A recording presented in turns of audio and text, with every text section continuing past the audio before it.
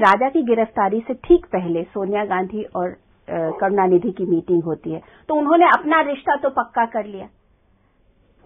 उनके रिश्ते में भ्रष्टाचार दरार नहीं ला सकता, क्योंकि सवालों के जवाब दोनों घटक दलों को देने हैं। अच्छा, ये बताइए कि इस बार का जो सेशन होगा, अगर सरकार नहीं मानती, जेपीसी पे अड़ी रहती है, मैं चाहता हूं कि इस सेशन में बहस करने लायक बहुत मुद्दे हैं और हम चाहेंगे कि तो आप चलने देंगे पार्लियामेंट? हम चाहेंगे कि हाउस चले और हम चाहेंगे कि सरकार इसमें कदम उठाए और ऐसे कदम उठाए कि हाउस चलने की स्थिति में आ जाए। अगर जेपीसी के लिए सरकार ने नहीं माना, देखिए, मैं 8 तारीख को प्रणब बाबू ने मीटिंग बुलाई है।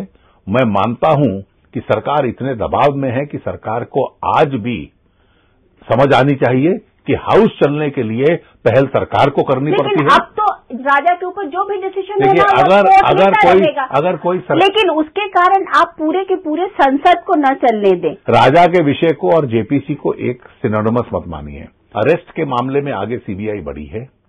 मैं चाहूंगा कि सरकार इसमें लॉजिक और रैशनैलिटी देखे और इन तमाम विषयों की जेपीसी से जानकारी कर ले, और अगर इसमें सरकार और प्रधानमंत्री पे कोई उंगली नहीं उठती है तो उनके हित में भी है कि जेपीसी ये फाइंडिंग दे दे। प्रधानमंत्री का तो यही व्यू है कि आप लोग जबरदस्ती इसीलिए जेपीसी पे अड़े हुए हैं, क्योंकि आप प्रधानमंत्री को वहां बुलाएंगे और उन्हें फिर कटघरे में खड़ा करेंगे। मैं कभी नहीं कहता जेपीसी बनेगी, उसका चेयरमैन कांग्रेस का लीडर होगा। स्वाभाविक है कि अगर कोई ऐसी स्थिति आती है कि उनकी जवाबदेही है तो वो आएंगे, और अगर उनके संबंध में कोई तथ्य नहीं मिलता तो वो नहीं आएंगे। लेकिन एक प्रश्न जेपीसी के सामने ना दें, बनाना है ना बनाएं, लेकिन देश एक सवाल पूछ रहा है। जब ये 1,76,000 करोड़ का स्कैंडल हो रहा था तो 3 साल आप क्या कर रहे थे जब आपकी नजर उस पर थी, आपको बतलाया गया था। प्राइम मिनिस्टर बहुत बोल रहे हैं इस विषय पे, लेकिन इस सवाल का जवाब नहीं दे रहे।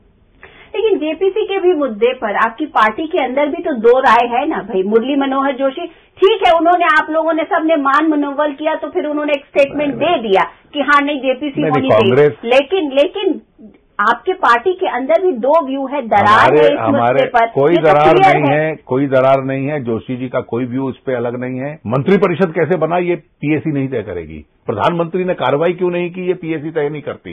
इसलिए जोशी जी ने भी जेपीसी प्रधानमंत्री के ऊपर और मंत्रिपरिषद के ऊपर चाह रहे हैं या जेपीसी 2G स्पेक्ट्रम स्कैम पे चाह रहे हैं? स्पेक्ट्रम का तो मुद्दा अब साबित हो चुका है। सीएजी ने कह दिया, सीबीआई कार्रवाई कर रही है। तो अगर 2G का मुद्दा साबित ही हो, मुझे लगता है कि इस देश में कपिल सिब्बल को छोड़ के बाकी हिंदुस्तान 2G की सच्चाई जान चुका है।